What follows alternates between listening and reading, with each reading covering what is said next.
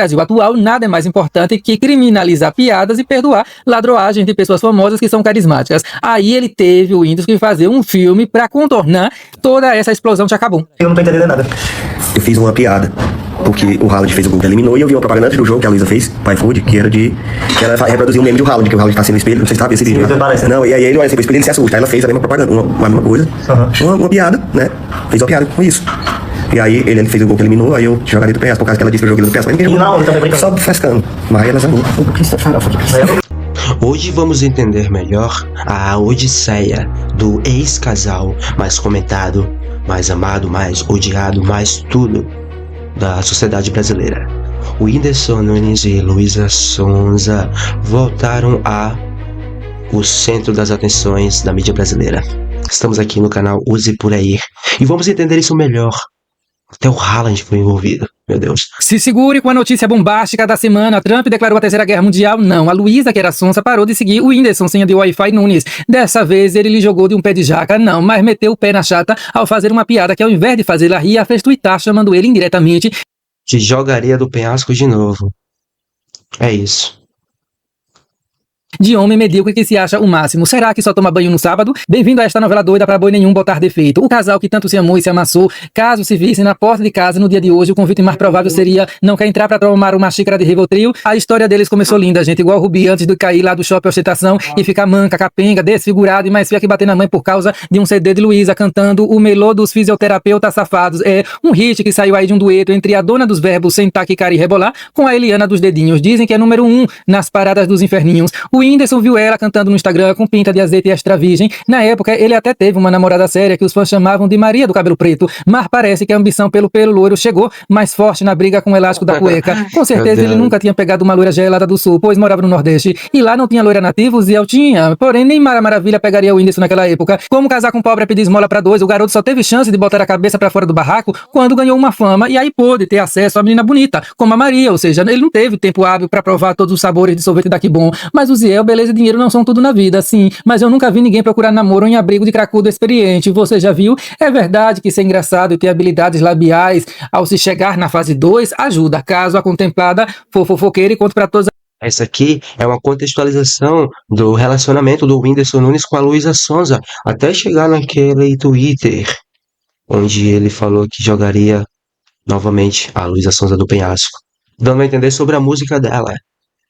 É muitas contradições, muitos embaralhamentos.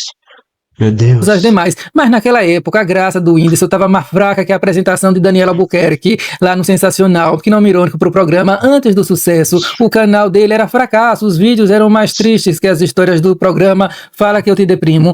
Somente quando a situação melhorou e a moral do homem subiu foi que ele pôde mandar confiante uma mensagem para a loirinha que cantava em casamento com a anônima e que depois de ficar famosa começou a cantar em noite de núpcias e vários outros lugares que os seres humanos ficam nus. Surgiu aí um namoro que parecia o jogador Haaland, ou Rola, sei lá como é que fala. De longe parece bonito, de perto todo mundo deixa de ser ateu. Luísa fazia couve de trem-bala, sem imaginar que em breve o trem ia atropelar todo mundo nessa história. Mais apaixonados que os fãs de Neymar, eles marcaram casamento e ela lançou a música Olhos Castanhos, que era uma característica do noivo que ela poderia chamar de bonita, sem o povo dizer que ela estava mais louca que uma cabra.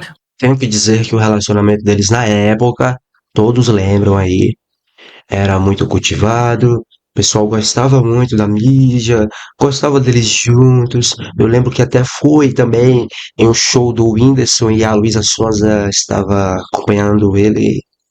Olha isso, foi por essa época. Mas aí. Ainda assim, houve quem dissesse, viu, que ela estava com ele pela beleza do seu interesse, do seu dinheiro, como se o Win também não estivesse com ela graças ao interesse de instalar o Windows no CPU da garota. O casamento veio numa capela bem pequena, que era para combinar com o tempo que o casamento duraria. Se na época existissem as bets, muita gente apostaria que a união iria durar menos que um pacote de açúcar União. Afinal, eles eram mais novinhos e tabaréus que os Teletubbies naquela época. Em breve, eles mudariam de cabeça, tanto no sentido figurado quanto no literal. O estranhamento federal, gente, começou quando Lulu foi questionada se estava ficando lelê ao substituir a cantoria sobre os olhos castanhos para os glúteos exercitados que, querendo ou não, excitavam toda a geração dos Enzos. Você já viu alguma russa assim? Nascer assim, com cu assim desse tamanho?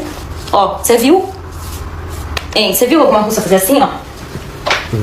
Você viu aqui? Isso aqui tem cara de russa? Ó. As pessoas não entendiam que não é porque você canta uma música sensual de descaramento entre homem e mulher que você também vai descarar. Pelo contrário, a Luísa até declarou alguma vez por aí que tem preguiça de sexo, que isso não enche os olhos dela, mas o povo delinquente pegou a mulher para Emanuele sem entender que existe diferença entre a artimanha do Satanás de atiçar e a habilidade de dar como se não houvesse o risco de traumatismo genitaliano.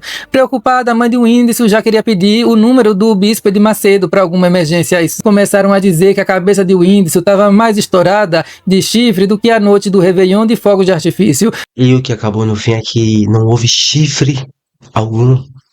Foi só narrativas criadas, historinhas aí pra boi dormir, que prejudicaram totalmente a Luísa Sonza. Pessoal, como disse, é machismo, mas assim, a gente não pode entrar muito nesse assunto porque as pessoas ficam zuretas, mas é muito isso. Para acabar de matar a cobra, numa foto do casal na praia, um traficante provavelmente comentou que a pistola de Whindersson não dava para matar uma aranha. É por isso que eu até fiz o vídeo falando dos famosos acusados de ter pinto Peter Pan. Esse é seu caso? Olha, vou deixar o link no primeiro comentário para você assistir depois. No meio de tanta complicação, o casamento obviamente terminou. Foram 2 anos para ficarem espertos de que a vida não é pão comido, principalmente quando não se tem sequer um cacetinho para comer. E como tudo que é péssimo pode ter Os maiores influenciadores da época estavam aqui nesse casamento, meu Deus. terminar pior que a Copa de 2026 para o Brasil, Luísa lançou um clipe que muita gente achou que era melhor ela ter lançado o lança-perfume no Vila Mix. A música se chamava Flores, mas também poderia ser Só Se For de Velório. No clipe com o cantor Vitão, que inclusive anda mais sumido que o Gasparzinho, Sonza e ele sarravam e não era pouquinho. O filme, que até aqui era tipo assim, sessão da tarde, no máximo Supercine, virou um cine band privê de terror. Sofrendo mais hate que imposto, Luísa teve que lidar com um repúdio digital de proporções que de bengalianas, pois além de já não ser nem de longe a artista preferida de onde ela nasceu, ficou aquele boato de que não tem louça para lavar, dizendo que rolou roliça desse outro enquanto ainda rolava o casamento do corno, quando na verdade os cientistas da USP já cuspiram o consenso de que o casamento terminou verdadeiramente a pedido do Whindersson, ele que não quis mais, porém não foi porque foi chifrado pelo Dr. Ferdinando, e sim porque a depressão que ele tinha passou fatura, não estava bem, talvez fosse melhor mandar pastar antes que o coice fosse maior. Em resumo, foi por causa de todo o burburinho que causou na época.